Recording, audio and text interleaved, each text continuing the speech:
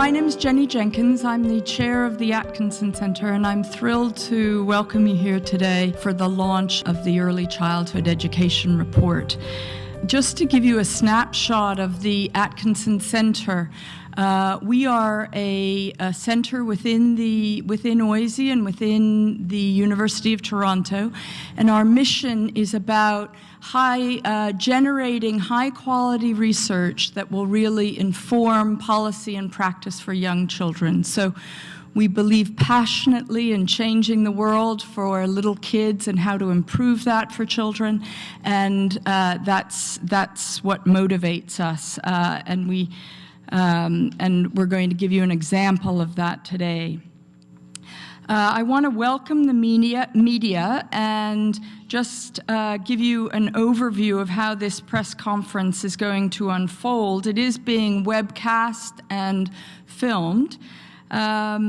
You can go to the Casa Loma Child Care Centre, and there are details of that in your press kits, and that's available to you after 11:45 today.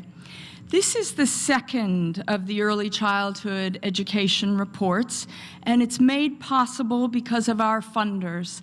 The Lawson Foundation, the Wallace and Margaret McCain Family Foundation, and the Atkinson Charitable Foundation that's been funding the Atkinson Centre for a long time now. And I'd also like to thank the Chagnon Foundation in Montreal for translation.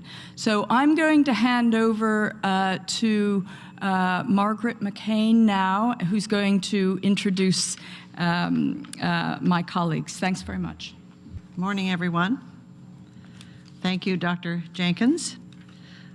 Allow me to extend my congratulations to the Atkinson Centre on the release of this early childhood education report. The quality research that is carried out at the Centre to inform public policy and educator practice demonstrates how academic institutions can effectively work both with government and practitioners. Much has changed since Dr. Mustard and I chaired the first early years study in 1999, which documented the real brain drain, the terrible loss of potential when children do not receive sufficient stimulus and nurturance during those critical years of human development. Today you will hear of that progress, but you will also hear that much remains to be done. This report tells us how we are spending, if we are spending enough, and if we are spending smart. You will also hear that the provinces have been doing this heavy lifting when it comes to early childhood education. The federal government benefits when parents work and when children are well prepared for school and for life. Yet Ottawa is not paying its fair share. So this must change. Children can't wait, families can't wait, Canada can't wait. It's time for preschool. Now, I would like to introduce the Atkinson Centre's fellow, Carrie McQuaig, and Dr. Emis Akbari, who will take you through the report's highlights. Thank you. So, one thin little report, yet so much work. But I think you'll see that it was worth it. As we've been told, this is the second early childhood education report. The work is generated out of an 8-year, 20-country review of early childhood education and care systems among the OECD countries. That came out in 2006. And that year, Canada was exposed as a laggard. We were the last in spending on early childhood education. Our kids were less likely to be able to access a preschool program. The quality of our programs was suspect, and our workforce was under-resourced and underpaid. The OECD team left us with a prescription. It noted that your early years services are all over the place. Get your house in order, name one ministry, give it the lead, hold it accountable. It told us that we had to spend more, but that we had to spend smart. That when you combine early education with care, just watch the payoffs as parents are able to go to work and as children are able to excel and become the best that they can be. It told us to look at the early learning environment. You know, were there enough staff? Were they adequately trained? Were they adequately resourced? Was there a curriculum framework? They told us to expand access. When the OECD was here, less than 20% of children under the age of 6 had access to an early childhood program. They told us to pay attention to the workforce and to monitoring. They told us to pay some attention to the research and integrate it into our work so that we get this continuous loop in order to improve quality. And part of what they said is you don't have any monitoring systems. So in part, the Early Childhood Education Report fills that void. And the report itself is made up of 19 benchmarks. They're organized around those 5 categories that the OECD told us to pay attention to. I have to tell you about the limitations of those benchmarks, because in Canada, we're very bad at keeping data. So we were limited to the data that was available and would likely to be available in the future. And because of that, we weren't able to include the territories, our First Nations, which is a real gap in the report. In 2014, we have been able to include the Northwest Territories. In future reports, we want to include the other territories and First Nations as well. We need to let you know about the real constraints we were under this time that we really noticed between 2011 and 2014. We are really noticing the demise of organizations like the Canadian Council of Learning, the Child Care Sector Council, and the fact that Stats Canada has been so compromised in its ability to give us good, reliable data. And this really speaks to our, without knowledge, it really undermines our democratic values. It really limits our discourse as a public. There is something very, very serious that is going on, and this is just the tip of the iceberg. Now, of course, we are interested in early childhood education and care because it's important, and it makes a difference to children. It makes a difference to children in the there and now, that we want nice programs for kids to be, where they can be with other kids, where they can play. But there is also quite immediately a payoff, that when we see children who have attended good quality preschool, they're not only more likely to graduate, not to repeat a grade, they're more likely to graduate on time. And we see from our PISA results that children who have been to preschool, good quality preschool, by the time they reach the age of 15, they are reading at a grade higher than expected. And that reading, as we know, that vocabulary, that reading is really the grounding for acquiring knowledge, ongoing knowledge in the future. Early childhood education is also important because it in itself is a job creator. For every job we create in a preschool program, we create 2.3 jobs in the economy, and these tend to be local jobs. So that's why early childhood education makes a really good local community development project. We spend lots and lots of money on the film industry, on roads. There's many, many things that we spend on. But actually one of the best job creators, the best economy boosters, is spending in this area. And if we want to really deal with those income equities, then the most important thing that we can do is have an early childhood and education system which allows parents to work or study. Quebec's low-cost childcare program is attributed with lowering their child poverty stats by 50%. No other province, even though other provinces have come out with anti-poverty programs, have been able to make that kind of dent in their child poverty figures. Because of Quebec's program, their social assistant roles by mothers on social assistance have also been cut in half. So a very, very important program in order to boost income equity. And finally, it makes money. For every dollar spent, We know that it generates about $1.25 in the provincial economy, and Ottawa gets to run off with 55 cents, as Margaret said. They're not paying their fair share. And so this is some information that we hope that the provinces and the public take back, particularly as we enter into a federal election. And today we're seeing the release of a economic statement which has nothing to do with addressing the real needs of children and families. I'm going to ask Dr. Akbari if she would take us through some of our actual key findings. Hello.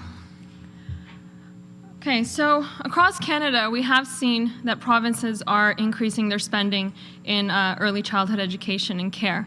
In 2011, Canada together was spending $7.5 billion on early childhood education and care, and today we're spending almost $11 billion.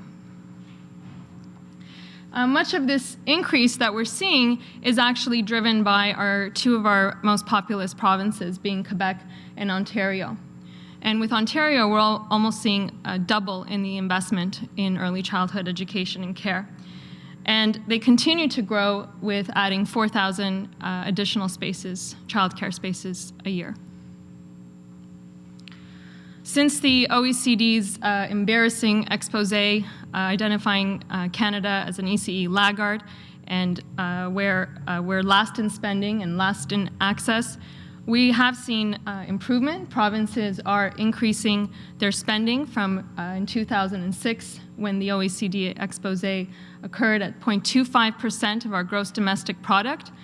We are now this year at 0.6% of our gross domestic product.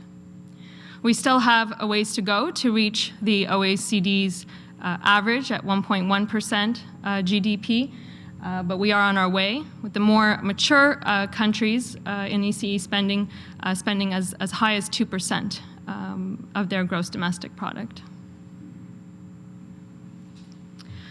So while progress has been made, we still have quite a bit of work to be done. The status of early childhood workforce remains a challenge. Here we compare salaries of teachers to ECEs. And as you can see, teacher salaries have increased over the last 3 years, while ECE salaries have remained stagnant. Although we do expect somewhat of a gap in their salaries because of differences in education requirements, you can see that these salaries, the ECE salaries, don't even reach the Canadian average income. Quebec is the only jurisdiction that approaches this Canadian average, the average being at around $48,000. There is also quite a large gap in what we spend on programming for preschool children compared to children in school. Per pupil spending in school is consistent at around $11,500 per pupil, with the Northwest Territories being higher because of their higher facility costs. Meanwhile, jurisdictions are spending as little as $2,000 per childcare space, up to $7,000 in childcare space. So there's quite a big gap there in our operating expenditures. However, some progress has been made and is changing the Canadian landscape. The OECD report highlighted, as Carrie mentioned, that we had a very fragmented governance, that our ECE early childhood education was all over the map, with Saskatchewan in 2006 being the only jurisdiction that had an integrated governance with the Ministry of Education. Today we see that more than half the provinces, more than half the jurisdictions have integrated their governance with the education ministries, and Newfoundland is the most recent to be added to that change this fall. In terms of quality, what happens in preschools are very important, and over the past decade, almost all the provinces have a early learning curriculum framework in place. Newfoundland and Alberta will be releasing their early learning curriculum framework this year. And this is building on new kindergarten curriculum to address needs of younger children. Full-day kindergarten is a very important market. Often this is the first early childhood education program children are exposed to. Full-day kindergarten offers a lot of intensity of programming, high-quality care that we know has positive outcomes for children. We see that more than half the jurisdictions are now offering full-day kindergarten. Northwest Territories is rolling out their 4-year-old program. Ontario has now completed their 4-year kindergarten program. Nova Scotia is piloting a 4-year-old program as part of an extension of their early years centers. And Quebec, Saskatchewan, Alberta, and Manitoba are offering 4-year-old programs to high-risk disadvantaged communities. But only a few jurisdictions have more than 50% of their 2- to 4-year-olds having access to early childhood education. So we still have quite a gap in access.